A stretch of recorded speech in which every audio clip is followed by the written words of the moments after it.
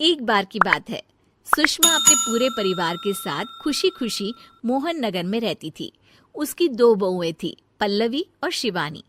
एक दिन दोनों बहुएं रसोई में काम कर रही होती है कि तभी उनकी सास सुषमा उन्हें बुलाती है। अरे बहू, जरा इधर तो आना। शिवानी, जरा जाकर देखना सासू माँ क्या कह रही हैं। दीदी आप ही देख लो ना जाकर, आपको भी तो सुनाई दे रहा है। अरे मैं आटा गूंद रही हूँ ना, तुम चली जाओ। हाँ तो मैं भी तो सब्जी काट रही हूँ ना दीदी। अरे बहू जल्दी आओ। ओफो, ये तो जाएगी नहीं। मैं ही जाकर देखती हूँ कि क्या करना है। पल्लवी सुषमा के कमरे में जाती है। जी मम्मी जी, क्या हुआ? शाम को घर पर कुछ मेहमान आने वाले हैं, तो तुम अच्छा सा खाना बना लेना बहू। ठीक है मम्मी जी, आप बता दीजिए क्या क्या बनाना है और कितने लोग आ रहे हैं। सुनील की मौसी जी और उनका पूरा परिवार आ रहा है। कुल मिलाकर 3 लोग और हमें मिलाकर हुए 9 लोग। तो अभी से ही तैयारी करना शुरू कर दो। और हाँ, घर की सफाई भी कर देना, हाँ अच्छे से। जी मम्मी जी, सब काम हो जाएगा, आप चिंता मत कीजिए। पल्लवी शिवानी को घर में मेहमान आने वाले हैं इसके बारे में बताती है।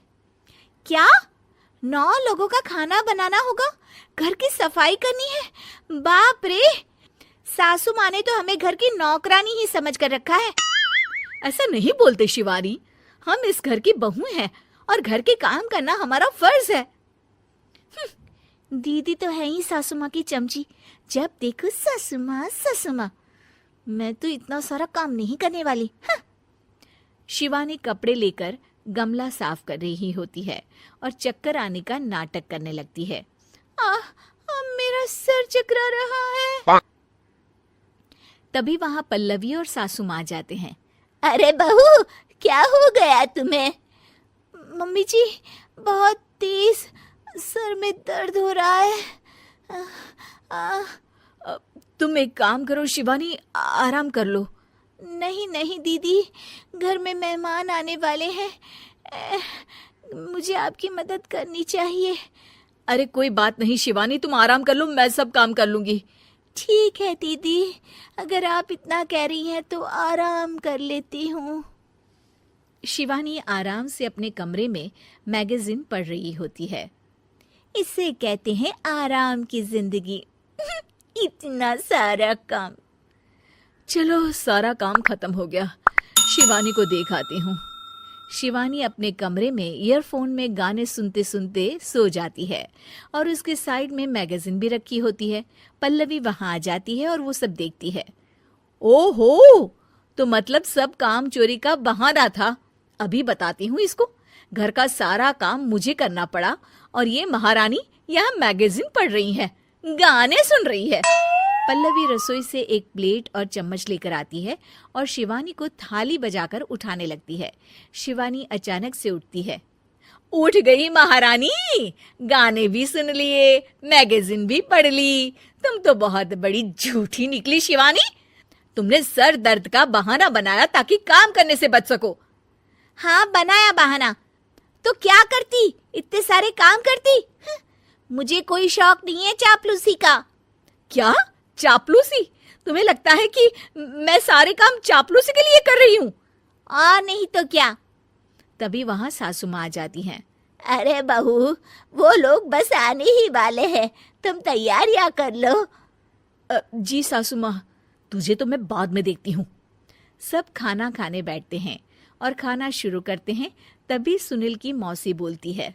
वाह भाई वाह, खाना तो बहुत ही अच्छा बना है सुषमा जी, एक एक चीज में क्या स्वाद है। ये सुनकर शिवानी मुंह बना लेती है। उसे अपनी जेठानी की इतनी तारीफ रास नहीं आती। आपकी बहुएं तो बहुत ही अच्छा खाना बनाती हैं। हाँ बनाती तो दोनों ही अच्छा है, पर आज ना ये सारा खाना बड़ी बहू ने बनाया है। छोटी बहू की तबीयत ठीक नहीं थी, सो इसलिए। मानना पड़ेगा सुषमा जी, आपकी बड़ी बहू तो बहुत ही गुणवान है।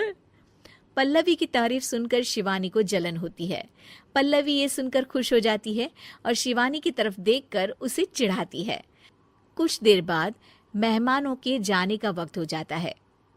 मौसी जी सबके लिए उपहार लाई होती है। वो सबको शगुन के पैसे देती हैं और अंत में पल्लवी के पास आती है।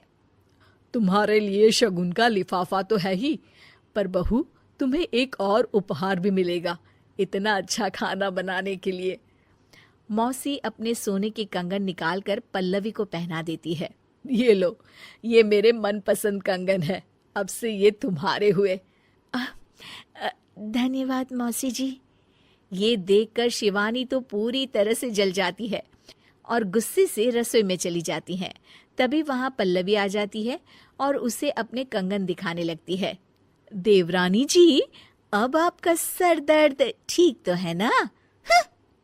मुझे लगता है कि अब सर दर्द शुरू हो गया होगा आपका।